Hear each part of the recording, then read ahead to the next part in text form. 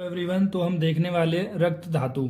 ठीक है, इससे पहले हमने धातु और रस धातु कंप्लीट कर चुके हैं। तो हम अपने क्रिया शरीर पेपर 2 का नया चैप्टर है जिसका नाम है रक्त धातु, जिसको हम मॉडर्न में कोरिलेट कर लेते हैं ब्लड कार्पस्क्यूल से। ब्लड कार्पस्क्यूल मतलब red blood cell, white blood cell, platelets. ठीक है, इनको हम मॉडर्न में कोरिलेट कर सकते हैं अपनी रक्त धातु के साथ। और ये रक्त धातु हमारी सेकंड धातु है जो आहार रस से बनती है। सबसे पहले आहार रस से रस धातु बनती है, उसके बाद रक्त धातु बनती है। तो ये कौन सी नंबर की धातु हुई? ये हुई सेकंड नंबर की धातु। तो अब हम पहले देखने वाले हैं इसमें निरुक्ति। ठीक, निरुक्ति यानी जो रक्त वर्ड है वो बना कैसे है। तो रज धातु में तय प्रत्यय लगा के रक्त शब्द ये बनता है। ठीक है, देखो ये निरुक्ति वाला पॉइंट आप ज़्यादा फोकस नहीं करना है कि किस तरह से बना है। ये संस्कृत का पार्ट है, वो संस्कृत में अच्छे से समझाया जाएगा। फिर हम बात करते हैं व्युत्पत्ति। ठीक है, देखो व्युत्पत्ति में कह रहा है कि इसी के अंदर निर्माण भी आ जाता है। यानी व्युत्पत्ति में क्या बताया जाता है कि रस से रक्त बनता है। ठीक है, अब रस से जो रक्त बनता है इसकी मैकेनिज्म क्या है, किस तरह से बन गया। तो हमारे पास एक रंजक पित्त होता है। देखो पित्त 5 प्रकार के होता है। जो 5वें नंबर का पित्त होता है वो होता है रंजक पित्त। ये रंजक पित्त क्या करता है, रस को कन्वर्ट कर देता है रक्त में। और यही इसका रक्त का निर्माण भी हो जाता है और यही व्युत्पत्ति के अंदर भी आ जाता है। तो अब हम देखेंगे उत्पत्ति।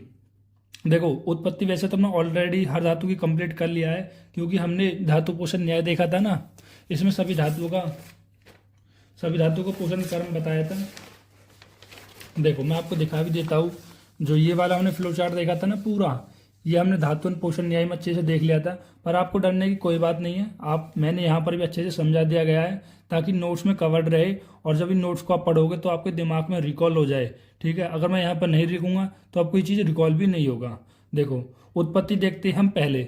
दो तरीके से उत्पत्ति, हम 2 आचार्य की उत्पत्ति देखते हैं। एक आचार्य सुश्रुत के जो टीका करते कौन थे? ढलन। आचार्य सुश्रुत के टीकाकर कौन थे? ढलन। और आचार्य चरक के टीकाकर कौन थे? चकरपाणी। ठीक है, तो आप इतना ध्यान रखना। जो आचार्य सुश्रुत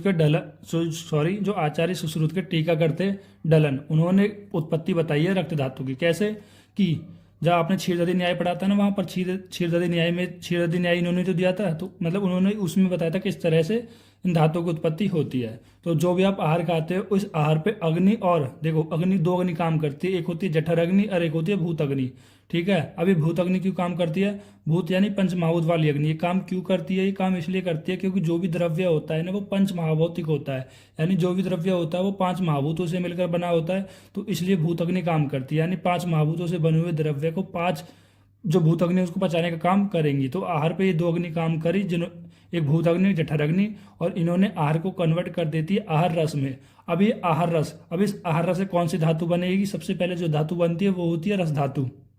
ठीक है, अब जो भी धातु बनती है उसी की अग्नि काम करती है। ठीक, कौन सी धातु बनेगी? रस धातु बनेगी तो रस अग्नि काम करेगी। इस आहार रस पे रस अग्नि काम करेगी और इसको 2 भाग में डिवाइड कर देगी। एक होगा सार भाग। सार मतलब टोटल है, मेन जो भाग होगा वो सार भाग कहलाता है। और जो इसका मल भाग होगा यानी जो वेस्ट प्रोडक्ट होगा वो क्या हो जाता है? कफ हो जाता है। यानी कि रस धातु को जो मल भाग है वो क्या होता है? कफ होता है। अभी सार भाग के आगे 2 पार्ट होते हैं, एक स्थूल भाग, एक सूक्ष्म। स्थूल मतलब बड़ा और सूक्ष्म मतलब छोटा। तो इसका जो स्थूल है, जो बड़ा पार्ट है, वो आगे जाके क्या मिलकर बनाएगा? रस धातु। यानी जिस आहार रस का जो बड़ा वाला पार्ट है, जो मेन पार्ट, ठीक है, तो सब क्या बनाएगा? रस धातु। और इस सार भाग का सूक्ष्म वाला पार्ट क्या बनाएगा? 2 चीज में फिर डिवाइड हो जाता है। एक हो जाता है रक्त सधर्मी अंश। इसका मतलब है कि इसमें एक ऐसा अंश है जो रक्त के आगे जाके निर्माण करेगा। ठीक है, और दूसरी होती है उपधातु, यानी कि रस धातु की उपधातु। ठीक, कौन सी उपधातु? तो स्तन्य आर्तव किसकी उपधातु होती है? रस धातु की उपधातु। इससे आपको एक चीज और देखो 2-3 चीज और आप देख सकते हो कि रस धातु की मल कौन सा होता है? कफ होता है। और रस धातु की उपधातु कौन सी होती है? स्तन्य और आर्तव। ठीक है, ये चीज आप इनसे याद कर सकते हो। फिर हम आगे देखते हैं कि रक्त सधर्मी अंश अब क्या बनेगी? रक्त धातु बनेगी। और जो भी धातु बनती है उसी की अग्नि काम करती है, तो रक्त अग्नि इस पे काम करेगी। तो फिर से आगे 2 चीज में डिवाइड हो जाएगा, एक सार भाग, एक मल भाग। अब सार भाग आगे जाके देखो मल को देख लेते हैं। मल भाग क्या होता है रक्त का? देखो रक्त का मल भाग होता है पित्त। ठीक, अब कौन सी धातु का कौन सा मल होता है, कौन सी उपधातु होती है, वो हम पहले भी कवर कर चुके हैं। अब अगर आपने जब तक वो नहीं देखी है तो यहाँ पे आप देख सकते हो। ठीक है, यहाँ पर मैंने लिखा है, लेकिन अगर आप सीक्वेंस से चलते आओगे तो आपको फिजियोलॉजी में ज़्यादा दिक्कत नहीं आएगी। तो देखो मल क्या होता है? पित्त बताया। यानी रक्त का मल क्या होता है? पित्त बताया गया है। और फिर सार भाग का आगे 2 चीज में डिवीजन है, स्थूल भाग और सूक्ष्म भाग। इस स्थूल भाग से धातु बनती है और इस सूक्ष्म भाग से उपधातु बनती है। अब कौन सी धातु बनेगी? रक्त धातु बनेगी। और उपधातु कौन सी बनेगी, यानी रक्त की कौन सी उपधातु होती है? कंडरा और सिरा। कंडरा को हम टेंडन बोलते हैं, सिरा को हम वेन बोलते हैं। और यहाँ पर जो रस की उपधातु थी स्तन्य और आर्तव। स्तन्य यानी ब्रेस्ट मिल्क और आर्तव यानी जो मेंस्ट्रुएशन फ्लूइड है। ठीक है, तो ये हमने देख ली आचार्य सुश्रुत के जो टीका करते ढलन, इनके अनुसार देख ली हमने रक्त धातु की उत्पत्ति। अब हम देखते हैं आचार्य सुश्रुत ने किस तरह से बताई है, यानी रक्त धातु का किस तरह से निर्माण होता है या रक्त का किस तरह से निर्माण होता है। उन्होंने बताया यकृत, यकृत यानी लीवर। ठीक है, स्प्लीन यानी प्लिया, यकृत, प्लिया, मज्जा यानी बोन मेरो, अमाशय यानी स्टोमच। यानी ये 4 ऑर्गन होते हैं हमारे बॉडी को जो रक्त का निर्माण भी करते हैं। वैसे हम मॉडर्न में पढ़ते भी हो, स्प्लीन हो गया, यकृत हो गया, बोन मेरो हो गई। ठीक है, ये सब क्या करते हैं? ब्लड की फॉर्मेशन करते हैं। ठीक, और यही हमारे आचार्य सुश्रुत ने बताई है। देखो, जैसे यकृत का मतलब लीवर होता है, और पिलिया स्प्लीन होती है, मज्जा बोन मेरो होती है, अमाशय स्टोमच होती है। जैसे मैं इंग्लिश में बोलता हूँ, अगर आपको नहीं पता है नाम तो आप साइड में भी लिख सकते हो। ठीक है, ताकि आप भूलो नहीं। ठीक, अब हम बात करते हैं पर्याय के बारे में। रक्त धातु के क्या पर्याय बताए गए हैं? रक्त धातु पर शोणित, लोहित, रुधिर, क्षतज और आदि। देखो, ये जो मैंने पर्याय लिखी है वो कहीं ना कहीं आप पढ़ोगे ही। जैसे आप रचना शरीर पढ़ोगे तो वहां पर एक वर्ड आएगा शोणित। शोणित का क्षय, यानी रक्त धातु के क्षय के बारे में आएगा तो शोणित, लोहित, रुधिर और क्षतज, ये सारे नाम आपको कहीं ना कहीं मिल ही जाएंगे। इसलिए मैंने आपके लिए लिख दिए, चारों आपको याद करने हैं। ठीक है, क्षतज यानी जब इंजरी होती है तब ब्लड निकलता है, तो इसलिए क्षतज नाम दे दिया है। ठीक है, तो इस तरह से आप याद कर सकते हो। अब हम देखते हैं रक्त धातु के गुण के बारे में। रक्त धातु के गुण कौन कौन से गुण होते हैं? उष्ण होता है, उष्ण मतलब गर्म होता है, द्रव होता है, यानी जो रक्त धातु होती है वो कैसी होती है? द्रव। द्रव मतलब लिक्विड। भाई जो रक्त है वो लिक्विड ही तो होता है, और कैसा होता है? स्निग्ध होता है। ठीक, और रक्त, अब रक्त तो कह रहा है कि हम कलर देखते हैं, वर्ण देखते हैं, जो कि कैसा होता है? लाल। देखो, अगर आपको कोई भी आयुर्वेद का जो वर्ड है वो समझ में नहीं आ रहा है, या जो हिंदी में लिख रहा है वो समझ में नहीं आ रहा है, तो आप मुझे कमेंट भी कर सकते हो। मैं आपको इसमें हिंदी में, इंग्लिश में इसको करके बता दूंगा। ये कहीं कहीं थोड़ी बहुत मिस्टेक भी हो सकती है मुझसे कहीं बोलने में, तो आप इसको मुझे बता देना। ठीक है, मतलब कमेंट कर देना। ठीक, तो अब हम बात करते हैं रक्त की। अब देखो, इसमें एक और चीज हम इंपॉर्टेंट देखने वाले हैं। जैसे हमने रस में देखा था ना, रस और कफ का आश्रय आश्रय भाव, उसी तरह हम देखने वाले हैं रक्त और पित्त का आश्रय आश्रय भाव। अब ये आश्रय आश्रय भाव क्या होते हैं? देखो, अगर हम आश्रय आश्रय भाव को सिंपल लैंग्वेज में समझाने की आपको कोशिश करें तो आप इस तरह से समझ सकते हो। जैसे जैसे एक देखो, पहले आप ऐसे समझो, जैसे मान लो आप किसी हॉस्टल में रहते हो। ठीक है, तो हॉस्टल में आप रह रहे हो तो वो क्या हो जाएगा? आश्रय हो जाएगा। और आप रह रहे हो तो क्या हो जाएगा? आश्रय हो जाएगा। उसी तरह रक्त क्या हो जाएगा? आश्रय हो जाएगा। क्यों? क्योंकि पित्त उसके अंदर रहता है, यानी रक्त के अंदर क्या रहता है? पित्त। तो पित्त रक्त के अंदर रहता है, तो पित्त क्या हो जाता है? आश्रय हो जाता है, और रक्त क्या हो जाएगा? आश्रय हो जाएगा। ये दोनों एक दूसरे पर डिपेंड करते हैं, यानी अगर रक्त बढ़ेगा तो पित्त बढ़ेगा, और पित्त बढ़ेगा तो रक्त बढ़ेगा। इस तरह से जैसे हम बता रहे थे, रस बढ़ेगा तो कफ बढ़ेगा, और कफ बढ़ेगा तो रस बढ़ेगा। ऐसे ही वाइस वर्सा होगा। ठीक है, जिनमें जो हमारा आश्रय है वो प्रधान होता है। आश्रय क्या होता है? प्रधान होता है। ठीक है, जैसे अगर आश्रय की चिकित्सा से आश्रय की चिकित्सा भी की जाती है, यानी अगर आप आश्रय की चिकित्सा कर दोगे तो आश्रय की अपने आप चिकित्सा हो जाएगी। जैसे आपने कभी देखो, आयुर्वेद में क्या होता है कि जब किसी पेशेंट का पित्त पड़ा हुआ होता है, ठीक है, तो आप किसकी चिकित्सा करते हो? आप उसके रक्त की चिकित्सा करते हो। रक्त की चिकित्सा क्यों करते हो? क्योंकि आश्रय, रक्त और पित्त कैसे? आश्रय आश्रय भाव है, यानी अगर आप रक्त की चिकित्सा कर दोगे तो अपने आप ही कह रहा है कि पित्त की चिकित्सा हो जाएगी। जैसे देखो, जब किसी की युवान पीढ़ी का निकलती है, यानी जो फोड़े फुंसी निकलती है, तो आप किसकी चिकित्सा करते हो? आप उस पित्त की चिकित्सा नहीं कर रहे, आप उसके रक्त की चिकित्सा कर रहे हो। ठीक है, आप रक्त की चिकित्सा क्यों कर रहे हो? क्योंकि रक्त कैसा है? पित्त के साथ आश्रय आश्रय भाव है, यानी कि एक की वृद्धि करने पर दूसरे की भी वृद्धि होगी, और एक का क्षय होने पर दूसरे का भी क्षय होगा। अगर आपने रक्त की चिकित्सा कर दी तो पित्त की अपने आप चिकित्सा हो जाएगी।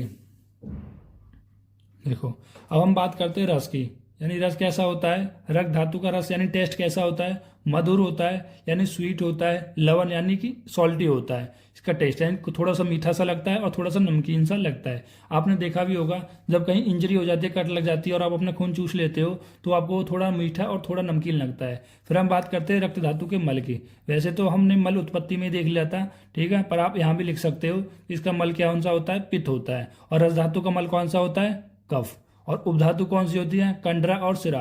कंडरा यानी टेंडन, ठीक है। देखो कंडरा को आप टेंडन भी कह सकते हो, लिगामेंट्स भी कह सकते हो, पर आप कंप्लीटली ये नहीं कह सकते कि कंडरा ही टेंडन है या कंडरा ही लिगामेंट है। कुछ भी हो सकता है, टेंडन भी हो सकता है, लिगामेंट भी हो सकता है, बस उसे हम कंपेयर करके समझ सकते हैं, ठीक। कंप्लीटली आप नहीं कह सकते। सिरा यानी जो बेन, ठीक। और अब अगर मैं आपसे पूछूं रस धातु की उपधातु क्या है, तो वो है स्तन्य और आर्तव। फिर हम बात करते हैं स्रोतस की। रक्त धातु के स्रोतस देखो, यकृत, पिलिया और रक्तवय धमनियां अकॉर्डिंग टू आचार्य सुश्रुत। वैसे तो हम स्रोतस को अलग से पढ़ेंगे ही, जिसमें हम according to Acharya Charak and according to Acharya Sushruta सारे धातुओं के स्रोतस देखेंगे, और प्राणवय, उदकवय और अन्वय के स्रोतस देखेंगे, और एक आर्तवय का अलग से स्रोतस देखेंगे। इन 14 स्रोतस हम देखेंगे। लेकिन जैसे जैसे हमारी धातु आती है, इनमें पॉइंट कवर करने के लिए आप स्रोतस लिख सकते हो। जैसे ये मल है, उपधातु है, ये स्रोतस है, ये रस है, ये महाभूत है। ये आप जितने भी पॉइंट है, कुछ बेसिक्स में कवर करते हो, कुछ धातु वाले चैप्टर में कवर करते हो, कुछ स्रोतस वाले में, तो आप कवर तो कर लेते हो, लेकिन आपका इनको लिखना जरूरी है। क्योंकि इनके लिखने से क्या होगा कि जो आपका अगर जैसे मान लो कोई क्वेश्चन आ जाए एग्जाम में रक्त धातु के बारे में, आप रक्त धातु के बारे में 1-2 पॉइंट थोड़े लिखोगे। जो भी आपको याद आ रहा है वो लिखना है। आपको तो पेज भरना है, 5 नंबर में भी वो टॉपिक पूरा लिखना है, ताकि 2 पेज अच्छे से लिख सको और अच्छे से नंबर आ जाए, ठीक है। देखो मैं ये भी आपको क्लियर कर दूं, अगर 5 नंबर का क्वेश्चन है तो 2 पेज लिखने। 2 पेज कैसे? 1 पेज इधर से और 1 पेज इधर से, तो टोटल यानी पूरा कितना हो गया? 2 पेज, यानी 2 साइड से दोनों। अगर एक पेज को आप 2 साइड से लोगे तो इसको बोल रहा हूं मैं 2 पेज, ठीक है। तो देखो यहाँ पर स्रोतस के मैं केवल स्रोत मतलब इनके स्रोत सॉरी रक्त धातु केवल स्रोतसों के बारे में बात कर रहा हूँ। इनके दूषित के बारे में बात नहीं कर रहा हूँ कि अगर रक्त व स्रोतस दूषित हो जाए तो उनके बारे में बात नहीं कर रहा हूँ, क्योंकि हम वो टॉपिक पढ़ेंगे तो अच्छे से इनको जान ही लेंगे, ठीक है। फिर हम बात करते हैं रक्त धातु के महाभूत। आचार्य सुश्रुत ने देखो कुछ तो, हाँ देखो पहले मैं ये बता देता हूँ कि जो रक्त धातु के देखो रक्त धातु के जो महाभूत कौन से है? पंच भौतिक है। यानी हमारे आचार्य सुश्रुत ने रक्त धातु में पंच भौतिक माने हैं, यानी 5 महाभूत माने हैं। यानी उन्होंने कहा है जो रक्त धातु है उसमें 5 महाभूतों से मिलकर बना हुआ होता है। लेकिन कुछ ऐसे भी आचार्य है जो रक्त में केवल दो ही महाभूत मानते हैं, जल और अग्नि, ठीक है, इतना। लेकिन हमारे आचार्य सुश्रुत, ये इंपॉर्टेंट है जो मैं बता रहा हूँ, इसको ध्यान से सुन लेना। लेकिन जो हमारे आचार्य सुश्रुत है वो मानते हैं जो रक्त है वो पंचभौतिक है, यानी 5 महाभूतों से मिलकर बना हुआ होता है। जैसे उन्होंने बताया है, देखो ये 5 महाभूत लिख दिए, पृथ्वी, जल, अग्नि, वायु और आकाश, और इन 5 महाभूतों में उनके गुण भी लिख दिए। देखो जैसे यहाँ पर लिखा विस्तृता गुण होता है जो कौन से महाभूत में होता है? पृथ्वी में। विस्तृता मतलब गंध गुण, यानी जो रक्त की जो गंध होती है, ठीक है, वो किसकी वजह से आपको पता लगती है? पृथ्वी महाभूत की वजह से।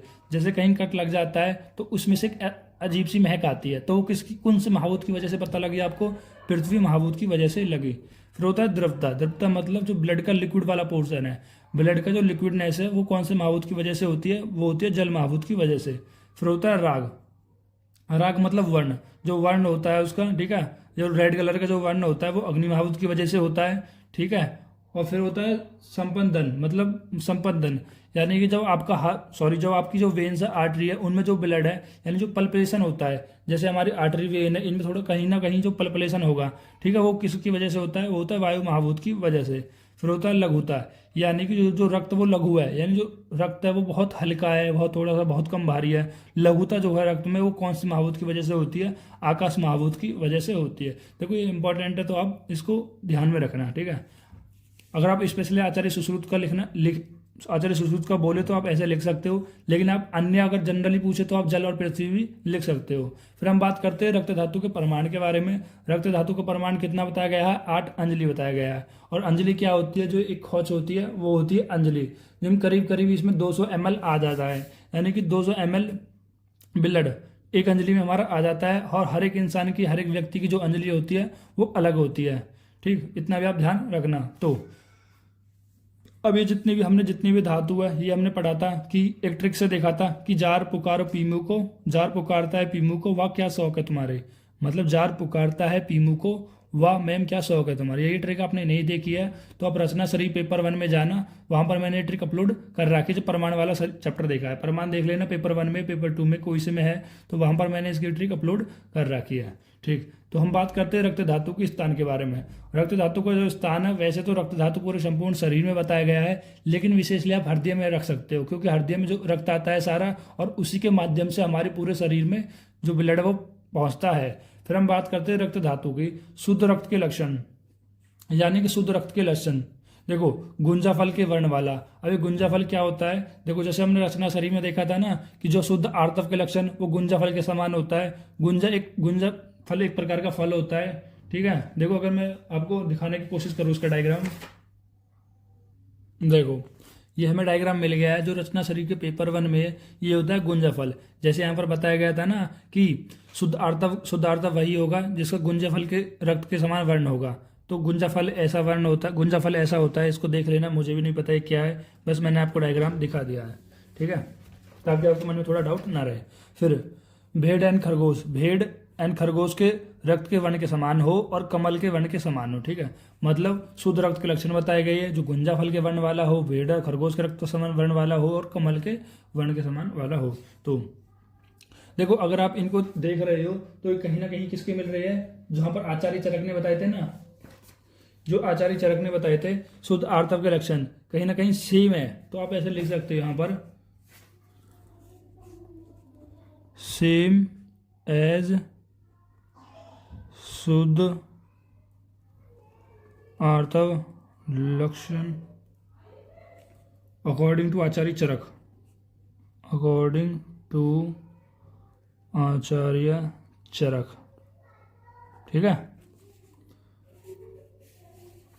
तो अब यहाँ पर एक और इम्पोर्टेंट पॉइंट आता है। देखो, अभी इनको इम्पोर्टेंट है, इनको आप ध्यान से समझना, क्योंकि यहाँ पर मैंने 3 श्लोक लिखे हैं और तीनों ही आपके लिए इम्पोर्टेंट है। ठीक है, और आपको तीनों ही ये चीज़ याद करनी है।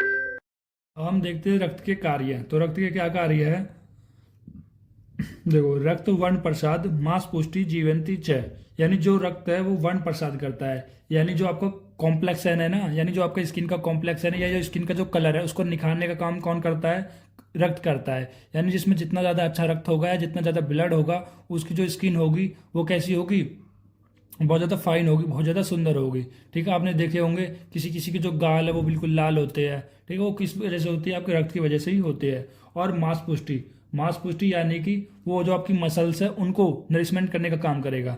भाई आपने देखा हो ना, रक्त से रक्त बनता है और रक्त क्या करता है? रक्त से मांस बनता है। यानी जितना ज़्यादा रक्त होगा उतना ही ज़्यादा कह रहा है कि मांस की पुष्टि होगी या मांस को नरिश करेगा। ठीक है, और आप ऐसे भी समझ सकते हो रक्त के अंदर क्या होता है? ऑक्सीजन होती है, और ये ऑक्सीजन किसको ट्रांसपोर्ट होगी? इस मांस को, मांस यानी इस टिश्यू को ट्रांसपोर्ट होगी और इसका ये यूज़ करेगा और अपने आप को नरिश करने का काम करेगा। फिर होता है जीवयति। जीवयति का मतलब वो लाइफ को कौन बनाता है? ये रक्त ही तो बनाता है, क्योंकि रक्त जो होता है वो ऑक्सीजन को कैरी करता है। तो इस तरह से आप समझ सकते हो, ये हमने किसने दिया? आचार्य सुश्रुत ने ये बताया है। अब हम बात करते हैं रक्त के क्षय के लक्षण। तो शोणित क्षय, त्वक पारुषम्य, अमलम शीतम, प्रार्थना शिरा शैथल्यम च। देखो, इसके लक्षण बताए गए हैं। यानी कि शोणित क्षय, शोणित किसका पर्याय है? रक्त का पर्याय है। जो हमने अभी ऊपर देखा था कि रक्त का क्या पर्याय? शोणित है, रुधिर है, लोहित है और क्षतज है, जिनमें से एक पर्याय होता है शोणित। यानी शोणित के क्षय होने की वजह से, यानी रक्त के क्षय होने की वजह से त्वक पारुषम्य। त्वक पारुषम्य का मतलब होता है जो आपकी स्किन है, आपकी स्किन कैसी हो जाती है? पारुष्य, यानी कठिन हो जाती है, ड्राई हो जाती है। जो आपकी स्किन है वो ड्राई हो जाती है। और अमलम शीतम, अमलम शीतम का मतलब ये है, और जो अमल और शीत पदार्थ खाने की आपकी इच्छा बढ़ जाती है। तो अमलम शीतम यानी देखो, रक्त के क्षय होने की वजह से जो आपकी स्किन है वो ड्राई हो जाती है। और अमल यानी कि अमल जिसमें एसिड हो, ऐसी चीज जिसमें एसिड हो, और शीत और ठंडी चीज खाने का मन बन जाता है अगर रक्त का क्षय हो जाए तो। प्रार्थना शिरा शैथल्य क्षय। देखो, फिर आता है शिरा शैथल्य क्षय। शिरा का मतलब होता है जो वेन होती है ना, शिरा मतलब वेन, शैथल्य मतलब लूजनेस, यानी जो आपकी वेन है उनकी लूजनेस आ जाती है। और लूजनेस क्यों आती है? देखो, जितना ज़्यादा कह रहा है कि इस वेन के अंदर जितना ज़्यादा ब्लड होगा, देखो इस वेन के अंदर जितना ज़्यादा ब्लड होगा तो ये भरी होगी। ठीक है, और मान लो अब इस वेन के अंदर ही कह रहा है कि ब्लड कम हो जाए, तो ये वेन भी क्या हो जाएगी? ढीली हो जाएगी। तो इसी का बोला जा रहा है शिरा शैथल्य। देखो, फिर से मैं पढ़ रहा हूँ कि शोणित क्षय, त्वक पारुषम्य, अमल शीत प्रार्थना। यानी कि देखो, ये बोला ना कि शोणित के क्षय होने की वजह से त्वक पारुष्य है, जो आपकी स्किन है वो ड्राई हो जाती है, कठिन हो जाती है। अमल शीत प्रार्थना, और अमल की और शीत खाने की प्रार्थना, यानी कि इच्छा बढ़ जाती है। ठीक है, शिरा शैथल्य क्षय, और जो आपकी शिरा यानी जो वेन्स है वो क्या हो जाती है? लूज हो जाती है, ढीली हो जाती है, क्योंकि इनमें जो ब्लड है वो कम हो गया है। फिर हम बात करते हैं रक्त वृद्धि के लक्षण। तो रक्त वृद्धि के क्या लक्षण बताए गए हैं? रक्त रक्ताणं आचिता सिरा पुंतप च, यानी कि देखो रक्तांग अक्षिता, यानी कि देखो अगर आपकी बॉडी में रक्त बहुत ज्यादा होगा, रक्त की वृद्धि के लक्षण क्या है? जो आपके ऑर्गन है जैसे त्वचा हो गई, नेत्र हो गई, नख हो गए, ठीक है, आंखें हो गई, तो उन सब में रक्त का होना। भाई अगर रक्त ज्यादा होगा तो आपके गाल लाल होंगे, आंखें आंखों में मतलब आंखें चमक आएंगी आंखों में, आपके नख जो आप नाखून है ये रेड रेड रेड दिखेंगे आपको, ठीक है। वो किसके लक्षण होते हैं? वो होते हैं रक्त वृद्धि के लक्षण। और सिरा पुण्यतप चय, सिरा पुण्यतप चय का मतलब होता है यहाँ पर देखो मतलब जो आपकी वेन है ना उनमें ब्लड भरा भरा दिखेगा, मतलब जो आपकी विरा है, जो आपकी सॉरी जो आपकी वेन है वो भरी हुई दिखेंगी, फुलनेस इन वेन। तो इस तरह से आप समझ सकते हो, ठीक है। ये तीनों ही श्लोक आपको याद करने हैं, इसलिए मैंने इनकी हिंदी ना लिखकर सीधे श्लोक लिखे हैं। देखो ये दोनों श्लोक है, ये भी किसने दिए है? आचार्य सुश्रुत ने दिए है, ठीक है। ये भी आचार्य सुश्रुत ने दिया है, तीनों ही श्लोक कह रहा है कि आचार्य सुश्रुत ने दिया है। आई होप गाइज आपको ये लेक्चर समझ में आया होगा। मैंने पूरी कोशिश की है ताकि आपको अच्छे से समझ में आए, और मैंने जो अपनी स्पीड है वो थोड़ी सी कम करने की कोशिश की है ताकि आप इसको थोड़ा आराम से सुन के आपको अच्छे से समझ में आ जाए। क्योंकि कुछ लोगों को बहुत जल्दी जल्दी की आदत होती है और कुछ लोगों को बहुत कम मतलब थोड़ा आराम से सुनने की आदत होती है। तो इसलिए मैंने थोड़ा सा मॉडिफाई करके अपने आप को कंट्रोल करके थोड़ा सा मन में बोलने की कोशिश की ताकि आपको अच्छे से समझ में आ जाए। अगर आपको वीडियो अच्छी लगी हो तो मेरे वीडियो को लाइक कर दे और चैनल को सब्सक्राइब कर ले, क्योंकि फ्यूचर में ऐसी वीडियो आने वाली है। तब तक के लिए ओके बाय। बस ऐसी मेहनत करते रहेंगे हम आपके लिए। Thank you guys.